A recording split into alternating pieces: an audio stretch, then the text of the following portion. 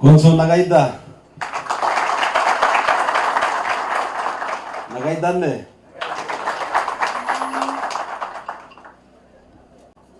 ክቡር ዶክተር አበባየሁ ታደሰ የደቡብ ኢትዮጵያ ክልል ምክትል ርዕሰ መስተዳድር፣ ክቡር ዶክተር መሪሁን ፍቅሩ በምክትል ርዕሰ መስተዳድር ማዕረግ የግብርና ቢሮ ኃላፊ፣ ክቡር አቶ ተፈሪ አባተ በምክትል ርዕሰ መስተዳድር ማዕረግ የፋይናንስ ቢሮ ኃላፊ፣ የተከበራችሁ የደቡብ ኢትዮጵያ ክልል ከፍተኛ መንግስት ስራ ኃላፊዎች፣ ክቡር አቶ ገለቦ ገልተሞ የኮንሶ ዞን ዋና አስተዳዳሪ፣ የተከበራችሁ የዞን ዋና አስተዳዳሪዎች፣ የተከበራችሁ የኮንሶ የሀገር ሽማግሌዎች፣ የሃይማኖት አባቶች፣ የተከበራችሁ ከ12ቱም ዞኖችና ከ3ቱም ልዩ ፖሊስ ከተማ የመጣችሁ የግብርና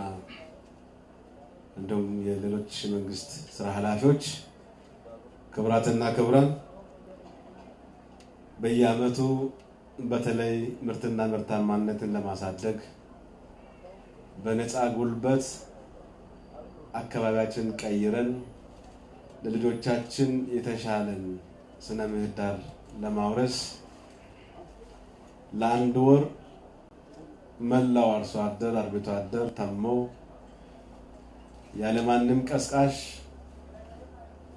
ይሰራል ብሎ ተክቶ የሚሰራበት ባህል የሆነበት የበጋ ተቀናጀ ተፋሰስ ልማት ስራ በውቢቷ ኮንሶ በአፈር ጥበቃ ስራ ምሳሌ ከሆኑ አርሶ አደሮች ጋር አብረን ለማስጀመር እዚሁ ስለተገኛችሁ በክልሉ መንግስትም በድጋሚ እንኳን ደህና መጣችሁ ላችኋለሁ። ተደረሳችሁ።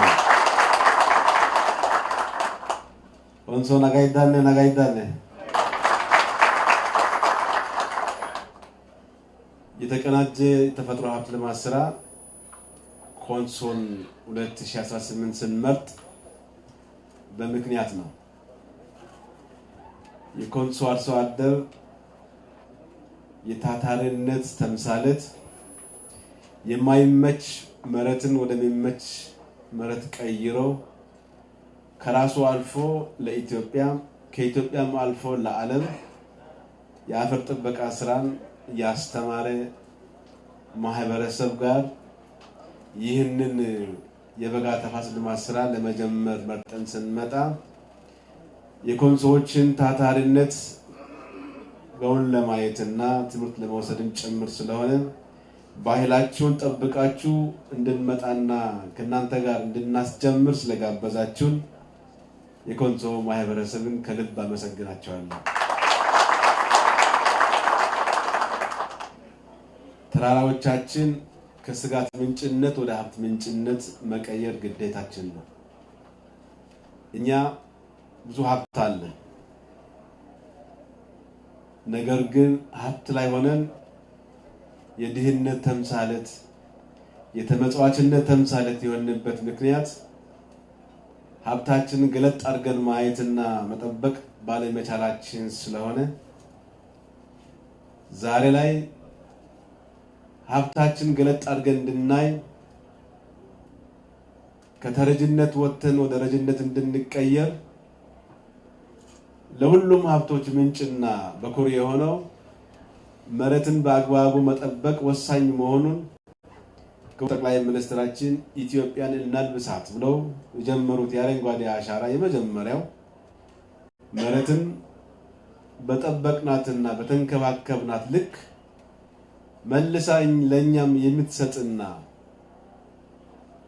ሀብታም የምታደርግ በመሆኗ ሁላችንም ስለ አካባቢ ጥበቃ፣ ስለ አረንጓዴ አሻራ፣ ስለ በጋ ተፋሰስ ቀዳሚ ተግባር አድርገን እንድንመራው ባለቤት እንድንሆን ባለፉት 7 ዓመታት የተሰሩ ስራዎች የኢትዮጵያን ብልጽግና ከራስ አልፈን ለአፍሪካ ከአፍሪካ አልፎ ለዓለም ምሳሌ የሆነ ተግባር እየፈጸምን በክቡር ጠቅላይ ሚኒስትራችን መሪነት በተጨባጭ የኮፕ 32 ዝግጅት ጭምር እንድንወስድ እንድናዘጋጅ በተግባራችን የመጣል ውጤት ስለሆነ ባለፉት ጊዜያት ተክታችሁ ሰርታችሁ አካባቢ ለመቀየር ባደረጋችሁ ጥረት ለተመዘገበው ውጤት በተለይ በግብርናው እየታየ ያለው ምርታማነት እጅግ በጣም ከፍተኛ አስተዋጽኦ ላበረከታችሁ ለግብርናው ሴክተር አመራሮችና ባለሙያዎች ታላቅ ምስጋናና አድናቆት አቀርብላችኋለሁ። እጅግ በጣም አመሰግናለሁ። የአፈርና ውሃ ጥበቃ ስራ ከምንም በላይ ትጋትና ጽናትን ይጠይቃል። ተራራዎቻችንን ካላለማን ካልጠበቅን ዛሬ መኖር ቀርቶ ነገ ለልጆቻችን የምናወርሰው ነገር የሌለን ድህነትን ነው የምናወርሰው። በአግባቡ ከጠበቅንና ከተንከባከብን እኛም በተሻለ ኑሮ ኖረን ለልጆቻችን የተሻለን ሀገር ነው የምናወርሰው። ማንም ቤተሰብ ማንም ግለሰብ ለራሱ ሀብትን ለልጆችን ደግሞ ብልጽግናን ለማውረስ ይመኛል ይፈልጋል እንጂ ድህነትን ሊያወርስ ሊፈልግ የለም። ብልጽግናን ለማውረስ የመጀመሪያው ተግባር መሬታችንን መንከባከብ ነው። ያለን ሀብት መሬት ነው። የመሬት እንክብካቤያችን ሳይንሳዊ በሆነ መንገድ በተለይ የአፈርና ውሃ ጥበቃ ስራዎቻችን ጥናት ላይ በተመሰረተ መንገድ በመስራት ብልጽግናችንን ልናረጋግጥ ይገባናል። በእኛ ክልል እጅግ በጣም በርካታ የተፈጥሮ ጸጋ ያለው ክልል በተለይ የግብርና ስነ ምህዳሩ ለሁሉም የሚመች ከደጋ ውርጭ እስከ ቆላ ድረስ ሁሉም የአየር ንብረት ያለው ክልል ነው። ነገር ግን የምርታማነት ሁኔታ ስንመለከት በእጅጉ ካለን ጸጋ አኳያ እየተጠቀምን አይደለንም። ምርታማነት የቀነሰበትን ዋና ምክንያት እኛ በገዛ እጃችን ለም ደን የለበሰውንና ምርታማ የሆነውን መሬት በማራቆት በማበላሸት ከሀብት ምንጭነት ወደ ስጋት ምንጭነት ቀይረነዋል። አሁን ይሄን የታሪክ ጥፋት እናስመዝግብ ነው። ተራራዎቻችን ዝናብ በዘነበ ቁጥር የጎርፍና የናዳ ምክንያት ሊሆኑ አይገቡም። ወንዞቻችን ደራሽ ውሃና ጎርፍ እያመጡ የሚያጥለቀልቁ ምርታማ መሬት እየሸረሸሩ የሚወስዱ መሆን የለባቸውም። ይህ የሆነው ደግሞ አሁን በቅርቡ ነው የሆነው እንጂ ጥንት አያቶቻችን በደን ሽፋን የለማ ጫካ ነበር ያስረክቡልን። እኛንን መንጥረን አቃጥለን የጨረስነው። አሁን ዕዳ ያለብን ለልጆቻችን የምናስረክበው የለማ መሬት ሀብትን ማስረከብ ስላለብን ባለ ዕዳ ስለሆንን ዕዳዎቻችንን መክፈል የምንችለው እንደ ክልል ለአንድ ወር ነፃ የጉልበት ስራ ሰርተን አልምተን ከዕዳ ነፃ ሆነን የለማ አካባቢ ለልጆቻችን ልናስረክብ ይገባናል። ይህንን ማድረግ ደግሞ ለመላው ክልላችን አርሶ አደሮችና አርብቶ አደሮች የውዴታ ግዴታ መሆን አለበት። ባህል ማድረግ አለብን። አካባቢያችን የብልጽግና ተምሳሌት ማድረግ አለብን። ይህን ለማድረግ በትንሹ ሌሊት ወጥተን ቆፍረን አስተካክለን ጠብቀን ዝናብ ሲመጣ ችግኝ ተክለን ተንከባክበን ለም ማድረግ ይጠበቅብናል። ይህንን የማያደርግ አባት፣ ይህን የማያደርግ ወንድም፣ ይህን የማታደርግ እህት፣ እናት ነገን የተሻለ ነገር ለልጆቹ ማስረከብ የማይችል ቤተሰብ ነንና እንቀይር ብለን በዚህ ልክ ልንሰራ ይገባናል። የዘንድሮ የበጋ ተፋሰስን ኮንሶ ላይ በጋራ ሁላችሁም በተገኛችሁበት ስናስጀምር በምክንያት ነው። የመጀመሪያው ምክንያት ኮንሶዎችና የአፈር ጥበቃ ስራ የማይለያዩ ለኛ የአንድ ሳንቲም ሁለት ገጽታዎች ኮንሶዎች የትጋት ተምሳሌቶች ስለሆኑ እርከንን በመስራት የሚታወቁ ስለሆኑ ከነኛ አባቶች ከነኚህ ታታሪ ሰዎች ጋር ጽናትን ትጋትን ለመማር በሚያስችል መንገድ መተን ዘንድሮ እናስጀምር ብለን እዚህ መተናልና ይህንን ትጋትና ጽናት በደንብ አውቀን ተረድተን ከነሱ ልምድ ቀምረን አካባቢያችንን ለመቀየር የሚያስችል ልምድም ጭምር ይዘን ሄደን በአንድ ጊዜ ሁሉም አካባቢ የበጋ ተፋሰስ ልማት ስራ እንዲጀመር ስለፈለግን ነው ኮንሶ የተመረጠው። ስለዚህ ኮንሶዎች ስለተመረጣችሁ በድጋሚ እንኳን ደስ አላችሁ።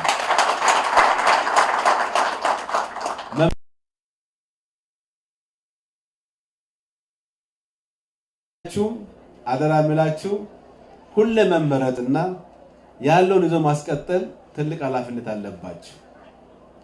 እያየን ያለነው አሁን በተወሰነ መንገድ በምንናገረው ልክ አይደለም። መረቱ አሁን እያሳየ ያለው ስራ ይጠይቃል። የኮንሶ አባቶች አያቶች የሰሩትን ነው አሁን ያለው ወጣትና አሁን ያለው ሰው የሚናገረው እንጂ አሁን ያለው ዕዳ አለባችሁ። የቀድሞውን በመስራት አዲስም በማልማት ኮንሶ ከጫፍ ጫፍ የአፈርና ውሃ ጥበቃ ስራ የብልጽግና ተምሳሌት አረንጓዴ ለብሶ በአገር በቀል ዛፎች በፍራፍሬ የለማ ኮንሶን ማሳየት አለባችሁ። ከዚህ አኳያ ይቀራል መስራት አለባችሁ። በዩኔስኮ መመዝገብ የተለየ ጥቅም አያስገኝም ካልጠበቃችሁና ጥቅሙን አጣጥማችሁ ለልጆቻችሁ ሀብትን ካላወረሳችሁ። ስለዚህ ኮንሶዎችም ሌሎቻችሁ የጀመርናቸውና በእጅ ያለን ስራ የመጠበቅ የመንከባከብ ስራ በልዩ ሁኔታ ልትሰሩ ይገባናል ማለት ነው። በዛሬው የተፋሰስ ልማት ስራ ትልቁ መልእክታችን የተቀናጀ የአፈር ጥበቃ ስራ ሰርተን ምርታማነትን በማሳደግ ከድህነት ነፃ ከተረጅነት ነፃ ቀበሌን ማወጅ ነው። ዘንድሮ ሰኔ ወር ውስጥ ከተረጅነት ነፃ የሆኑ ቀበሌያትን የማንንም ድጋፍ ማይፈልጉ ከራስ አልፎ ለሌሎች የሚበቁ ቀበሌያትን የምንፈጥርበት ጊዜ ስለሆነ ተፋሰሱ ለኛ አንዱና የዘንድሮን የመጨረሻ ምዕራፋችንን የምናጠቃልልበት ስለሆነ ምርታማነትን በማሳደግ ከድህነት ነፃ የሆነ ዛሬ በይፋ ተፋሰስ ያልጀመርናት ቀበሌ 2018 ሐምሌ ወር ውስጥ ከድህነት ከተረጅነት ነፃ የሆነች ቀበሌ ራሷን አውጃ በዛ ልክ ሰው ተክቶ ጸንቶ እንዲሰራ ማድረግ በዚህ ልክ በሁሉም ክልላችን ቀበሌያት ከተረጅነት ነፃ ጉልበት እያለን መሬት እያለን ውሃ እያለን አየሩ ጥሩ ተስማሚ ሆኖ ለምንድን ነው እንደምንጠብቀው ብሎ ሰው እንዳይጠብቅ ማድረግ ይጠበቅብናል። ስለዚህ ምርታማነትን ማሳደግ የሚያስችል የስነ አካላዊ ስራ በመስራት ከድህነት ነፃ እናውጣ የሚል መሪ ቃል ይዛችሁ እንድትሰሩ አደራ ለማለት ነው። ሶስት ጉዳዮች አጽንኦት ሊሰጥ ፈልጋለሁ። የመጀመሪያው አዲስ የስነ አካላዊ ስራ የሚሰሩባቸው ቦታዎች ላይ በቂ ቅድመ ዝግጅት ስራ ጥናት ዲዛይን አልቆ ጉልበት በደንብ ተለይቶ ሳይባክን ከተራራ ጫፍ እስከ ታች ድረስ ወይም ደግሞ እርሻ መሬትም ከሆነ የወል መሬትም ከሆነ በአግባቡ በጋላ የምንሰራው ቀጣይ የክረምትን ዝናብ የበልግን ዝናብ በደንብ ይዞ ለምርታማነት አስተዋጽኦ የሚያበረክት እንዲሆን ብቃት ያለው የባለሙያዎች ክትትል የተደረገበት እንዲሆን በማድረግ ረገድ በደንብ ለይታችሁ ሁሉም ጋር በዚህ ልክ የማህበረሰብ ተፋሰሶችን ለቀጣይ ለኢኮኖሚ ምንጭነትም ጭምር እንዲውሉ ለማድረግ የሚያስችል ጥናትና ዲዛይን አድርጋችሁ ስራ እንድትጀምሩ የመጀመሪያው መልእክቴ ነው። ሁለተኛ መልእክቴ አዲስ የምንጀምረው እንደተጠበቀ ሆኖ ከዚህ በፊት በርካታ ተፋሰሶችን አልምተናል። ነባር የመጠገን የስነ ህይወታዊ ስራዎች ላይ ትኩረት የማድረግ በተለይም የተተከሉ ችግኞችን መንከባከብ ከሰውና ከእንስሳት ንክኪ ነፃ ማድረግ ሰው ወጥቶ መስራት ባይችል እንኳን አብዛኛው ተራራዎቻችን በተለይ ደቡብ ኢትዮጵያ በተራራ ብዛት ይታወቃል። ተራራዎቻችን ለማይሆን እርሻ ያዋሉ በጎርፍ ክረምት መፈናቀል ለመሬት መበላሸት ከፍተኛ ችግር ውስጥ የገባን ስላለን ወደ ኋላ ተመልሰን ነባሩን የመጠገን የመንከባከብ ስራ አንዱ ትኩረት የሚሰጥበት ሊሆን ይገባል። ሶስተኛ የስነ ህይወታዊ ስራ ነው። ስነ ህይወታዊ ስራ በጋ ተፋሰስ ከሰራን በኋላ በበልግ ዝናብና በክረምት የምንተክለው ችግኝ ካሁኑ ነው ትኩረት አድርገን በየችግኝ ጣቢያዎቻችን በቂ ዝግጅትን ልንከታተል ይገባናል። የምንተክላቸው ችግኞች ዘርፈ ብዙ ጠቀሜታ ያላቸው መሆን አለባቸው።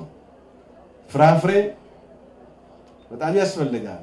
የእንስሳት መኖ መትከል በጣም ያስፈልጋል። ለንብ እርባታ ማድረግ ወሳኝ የሆኑ እጽዋቶችን መትከል በጣም ያስፈልጋል። ከምንም በላይ አርሶ አደር አካባቢ በፍራፍሬዎችና ለእንስሳት መኖ፣ አርብቶ አደር ደግሞ በስፋት ለእንስሳት መኖ የሚሆኑ ችግኞችን አባስታችሁ በበልግ ዝናብ በመኸር ዝናብ ወይም በአረንጓዴ አሻራ ዘመቻ የምንተክለው በቂ ዝግጅት ማድረግ ይጠበቅብናል። በቡና አብቃ አካባቢዎችም በቡና ማሳ የቡና ምርታማነት የሚጨምሩትን በስፋት መስራት ይጠበቅብናል። በጋ ላይ በደንብ ተዘጋጅተን ነው ክረምት የምንተክለው። ለክረምት ሳንዘጋጅ ክረምት ከደረሰ ትክክል አይሆንምና ነፃ ጉልበት በጣም በከፍተኛ ሁኔታ በዝቅተኛው ከ2 ሚሊዮን በላይ ህዝብ ይሳተፋል የሚል ግምት አለ። ከ1380 በላይ ተፋሰሶች ተለይተዋል። ከ2 ሚሊዮን በላይ ጉልበት ወጥቶ ይሰራል። ለ30 ቀን የሚሰራ ነፃ ጉልበት ወደ ገንዘብ ቢንቀይር ከፍተኛ ገንዘብ ነው። ማን ነው አሁን ነፃ ለግለሰብ የሚሰራው ሳይከፈልለት? ይሄን ወደ ገንዘብ ቀይረን የነን አካባቢ የነን ተፋሰስ ማልጄ ወጥቼ 2 ሰዓት ቆይቼ ቢሰራ በ30 ቀን 60 ሰዓት መስራት አለብኝ። እያንዳንዳችሁ እዚህ ያላችሁ አርሶ አደሮች በሚዲያ የምትከታተሉ የሁሉም ዞኖችና ከተማ አርሶ አደሮችና አርብቶ አደሮች በቀን ቢያንስ 2 ሰዓት በወር 30 ቀን 60 ሰዓት ዘመቻ ነው ዛሬ የምናውጀው። 60 ሰዓት ውስጥ ውጤታማ የሆነ ስራ እንስራ። ወጣቶች በአደረጃጀት፣ ሴቶች በአደረጃጀት፣ ተማሪዎች በየትምህርት ቤቱ ትምህርት ቤት ግቢው ያማረ የተዋበ እንዲሆን መምህራን በዝልቅ አቅዳችሁ ማሰራት፣ የሁሉም መንግስት ተቋማት ገጠር ከተማ ያሉትን ግቢው ያማረ እንዲሆን ማድረግ፣ አርሶ አደሮቻችን በአደረጃጀት የነን ተፋሰስ እንዲሁ 60 ቀን ሳልጠብቅ 60 ሰዓት ሳልጠቀም ቀድመን ልጨርስ ብላችሁ በፉክክር በውድድር ቀድማችሁ የምትጨርሱበት መንፈስም ጭምር በእናንተ መካከል እንዲፈጠር ነው። የሀገር ሽማግሌዎች እዚህ ያላችሁ የኮንሶ የሀገር ሽማግሌዎች፣ ባህላዊ መሪዎች፣ በሁሉም በክልላችን የምትገኙ የሀገር ሽማግሌዎች፣ የሃይማኖት አባቶች አካባቢውን ጠብቆ ለልጆቹ ያማረና የተዋበ አካባቢ የሚያወርስ የተከበረ ሰው ነው። የራሱን አካባቢ ማይጠብቅና የተራቆተን ጠብቆ የሀገር ሽማግሌ ነኝ ብል ተቀባይነቱ በጣም የወረደ ነው የሚሆነው። ለሰው ክብሩ ሀብቱ ነው። ሀብት ደግሞ በጉልበታችን ነው፣ ሰርተን ነው። ስለዚህ የሀገር ሽማግሌዎችና የሃይማኖት አባቶች በሀገር ሽማግሌነትና በሃይማኖት አባት መሪነት ይህንን የታወጀውን የ30 ቀን አዋጃችን ሰው ሳይንጠባጠብ ጉልበት ሳይባክን የተሻለ ተፋሰስ ልማት ስራ ሰርቶ ነባሮችን ጠግኖ ተራራዎች ደግሞ ከእንስሳትና ከሰው ንክኪ ነፃ ሆኖ በባህላዊ መንገድም ያንን ሰው ገብቶ እንዳያርስ ህግ ስርዓት አበጅታችሁ እንድትጠብቁ። ህግ ያስፈልጋል፣ ስርዓት ያስፈልጋል። አንዳንድ አካባቢ ህግና ስርዓት ጥሶ የማይታረስ ተራራ ያረሱ ከአንድ ዓመት በኋላ ናዳና ጎርፍ አጥለቀለቀን ደግፉን ብሎ ይጮሃሉ። በገዛ እጁ ነው። መሬት ገርናት ከጠበቅናት ትሰጠናለች፣ ካልጠበቅናት ደግሞ ትቀጠናለች። የጠበቁ የታደሉ ናቸው ይጠቀማሉ። ያልጠበቁ የመነጠሩ በከሰል ደኑን ጨፍጭፎ የጨረሱት ከተወሰነ ጊዜ በኋላ ተረጂዎች ናቸው የሚሆኑት፣ ተፈናቃዮች ናቸው የሚሆኑት። ለመሬት ድንጋያማ ነው የሚሆነው። ስለዚህ ይሄንን መቀየር አለብን ነው። ታሪክ እንስራ።